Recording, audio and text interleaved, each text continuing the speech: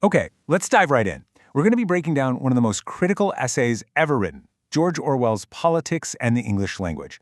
And we're going to explore his really powerful argument.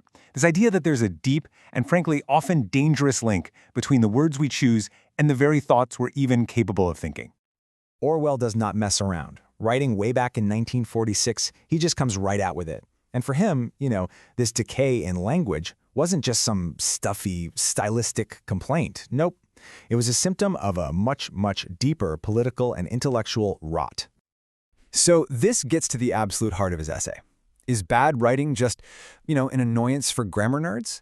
Or, as Orwell is about to argue, is it actually a tool that can be used to corrupt our thinking and defend the completely indefensible? Let's find out. So where does Orwell even start? Well, not with a list of rules. He starts with a diagnosis. He saw the whole problem as this self-perpetuating cycle, a feedback loop that was just degrading both how we speak and how we think. And this right here is the core of it. He saw it as a truly vicious cycle. He actually compares it to a man who starts drinking because he feels like a failure, and then, of course, fails even more because he drinks. It's the same thing with language. Foolish thinking makes us reach for lazy, prepackaged phrases, and using that lazy language, well, that just makes it even easier to keep on thinking foolishly. But here's the thing. Orwell wasn't a total pessimist about this. He didn't think this was some inevitable collapse. He saw it as just a collection of bad habits, habits that we learn and we imitate. And because they're habits, that means we can consciously choose to break the chain. The fight really just starts with being aware of the problem in the first place. Okay, so if this linguistic decay is the disease, what are the symptoms? Well, Orwell identified a handful of specific, really terrible writing habits that he saw spreading like a virus. Let's take a look at 4 of the big ones. First up, we've got what he called dying metaphors. Now, these are phrases that were once fresh, right? They created a really vivid image in your head, but they've been used so often they've just become meaningless cliches. Think about things like toe the line or Achilles heel. We use them as a kind of shorthand, and it just saves the writer the trouble of actually thinking up a fresh way to say something, or sometimes even thinking about what they're saying at all. Then there are the operators, or, and I love this, what Orwell brilliantly calls verbal false limbs. Have you ever heard someone say they're going to render something inoperative instead of just stopping it? That's exactly it. These phrases just pad out sentences, give this false sense of authority, and suck all the life and clarity right out of the language. Symptom number 3 is pretentious diction. You know what this is. It's that tendency to use big, complicated words to dress up really simple ideas.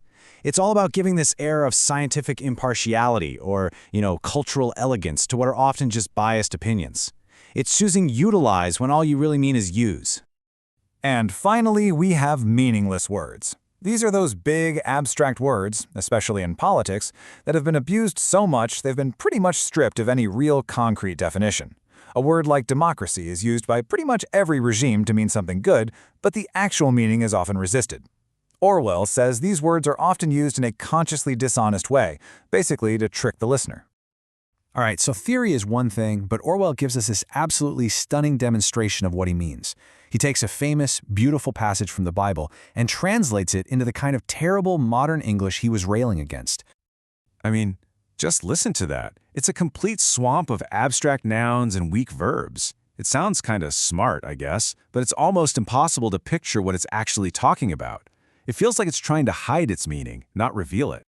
And when you see them side by side, wow, the comparison is just staggering. On the left, you have the original from Ecclesiastes. It's direct, it's powerful, it's full of real images, the race, the battle, bread. And on the right, Orwell's parody, where all of that life just dissolves into this vague mush about success or failure in competitive activities. And get this, the numbers themselves are just damning.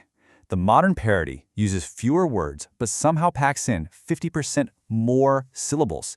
It is objectively less efficient, and it conveys so much less meaning. This isn't just about taste. This is quantifiably worse communication. So now we get to what is maybe Orwell's most urgent point. This isn't just about being a bad writer. This is about how bad writing becomes an essential tool for bad politics. This is where it gets really serious. Here it is, the core of his political argument. Orwell was convinced that when governments or political groups do brutal things, bombing villages, imprisoning people without a trial, they simply cannot describe those actions honestly. The reality is just too ugly for most of us to stomach. So what do? Political language starts to rely on euphemism. For example, bombing defenseless villages gets called pacification. Forcing peasants from their homes becomes a transfer of population, and political murder is just the elimination of unreliable elements. This language is picked for one reason: to avoid calling up mental pictures of what's actually happening. And this brings us to one of his most brilliant insights. Whenever there's a gap between your real goals and your stated goals, you instinctively turn to long words and tired old idioms. As Orwell puts it, you do it like a cuttlefish spurting out ink. Insincerity demands vague language to survive. Okay, so after diagnosing the disease and showing us its terrifying political consequences, Orwell offers a prescription. He gives us a set of practical, totally actionable rules to fight back. And these rules are just wonderfully straightforward. Use fresh images, not cliches, pick short words over long ones, use the active voice, cut out every single word you don't need, and my personal favorite is the last one: break any of these rules sooner than say something outright barbarous. It just shows that the ultimate goal is always clarity and truth, not just blindly following a set of rules. And this, right here, is the ultimate takeaway. Following these rules isn't just about cleaning up your writing. It's a political act. If you force yourself to simplify your language, you force yourself to think more clearly. You can't hide behind jargon. And as Orwell says, when you make a stupid remark, its stupidity will be obvious, even to yourself. This final, pretty chilling quote just perfectly sums up the stakes, doesn't it? Language can be a tool we use to express thought, or it can be a tool we use to hide it. And really, the choice is up to us. So I'll leave you with a question that's inspired by Orwell's own final line. After hearing all this, what piece of worn-out language, what lump of verbal refuse are you going to consciously try to throw out of your own vocabulary, starting today?